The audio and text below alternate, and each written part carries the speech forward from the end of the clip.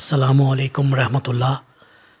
سورہ نساء مدنی صورت، چوتھے سپارے کا 13واں رکوع، آیت نمبر 12۔ اعوذ باللہ من الشیطان الرجیم، بسم اللہ الرحمن الرحیم۔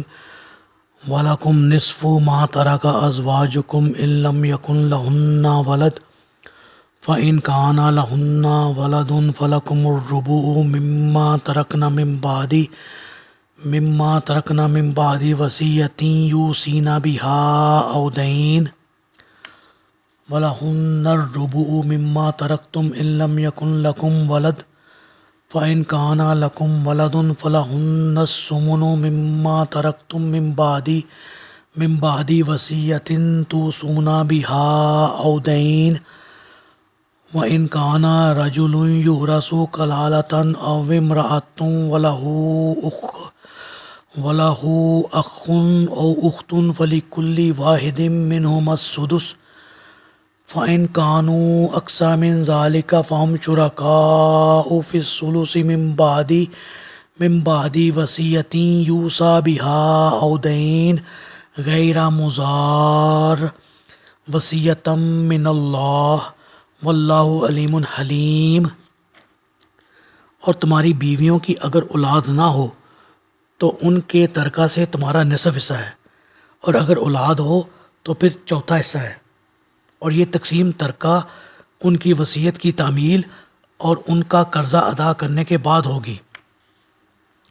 اور اگر تمہاری اولاد نہ ہو تو بیویوں کا چوتھا حصہ ہے، اور اگر اولاد ہو تو پھر 8واں حصہ ہے، اور یہ تقسیم تمہاری وصیت کی تعمیل اور تمہارے قرضے کی ادائیگی کے بعد ہوگی۔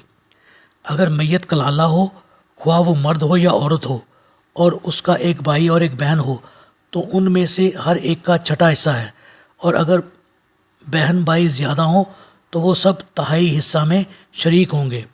اور یہ تقسیم میت کی وصیت کی تعمیل اور اس کے قرضہ کی ادائیگی کے بعد ہوگی، بشرط یہ کہ اس کے قرضے کی ادائیگی یا وصیت کی تعمیل میں کسی کو نقصان نہ پہنچ رہا ہو۔ یہ اللہ کی طرف سے مقرر کردہ حصے ہیں، اور اللہ سب کچھ جاننے والا اور بردبار ہے۔ جی، مزید احکام وراثت یہ ہیں۔ ذوی الفروض یعنی جن کے حصے کتاب و سنت نے مقرر کر دیے ہیں۔ وارثوں کی اقسام میں اسبات یعنی اسبہ میت کے قریب ترین رشتہ دار مرد کو کہتے ہیں، اور ذی الفروض کی ادائیگی کے بعد جو بچے وہ اسے ملتا ہے۔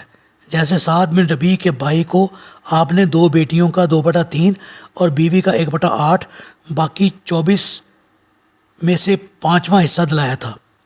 اسبہ کے متعلق آپ صلی اللہ علیہ وسلم نے فرمایا، اللہ کے مقرر کردہ حصے داروں کو ادا کرو، پھر جو باقی بچے وہ قریب ترین رشتہ دار مرد کا ہے۔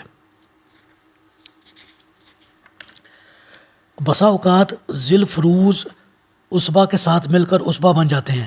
مثلا میت کی اولاد صرف 2 بیٹیاں ہیں، نہ والدین ہیں نہ بیوی، تو بیٹیوں کو 2/3 ملے گا، اور باقی کے لیے اسبہ تلاش کرنا پڑے گا۔ لیکن اگر ان بیٹیوں کے ساتھ ایک بیٹا بھی ہو تو بیٹا چونکہ اسبہ ہے لہٰذا وہ بہنوں کو بھی اسبہ بنا دے گا، اور تقسیم اس طرح ہوگی: بیٹے کا 1/2 اور دونوں بیٹیوں میں سے ہر ایک کا 1/4۔ اسبہ کی تلاش یعنی اسبہ سب سے پہلے اولاد سے دیکھا جائے گا، پھر اوپر کی طرف سے، پھر چچاؤں میں سے، پھر ان کے بیٹوں سے۔ آپ صلی اللہ علیہ وسلم نے فرمایا، آزاد کردہ غلام کے ورثاء کا اسبہ کی حیثیت سے حقدار وہ ہے جس نے اسے آزاد کیا ہو۔ ذوی الارحام اگر ذوی الفروض اور اسبہ بھی موجود نہ ہو اور صرف بھانجے بھانجیاں، نواسے نواسیاں، ماموں وغیرہ ہوں۔ نمبر 6، آپ صلی اللہ علیہ وسلم نے فرمایا، جس کا کوئی وارث نہ ہو اس کا وارث ماموں ہے، وہی اس کی طرف سے دیت دے گا اور وہی وارث ہوگا۔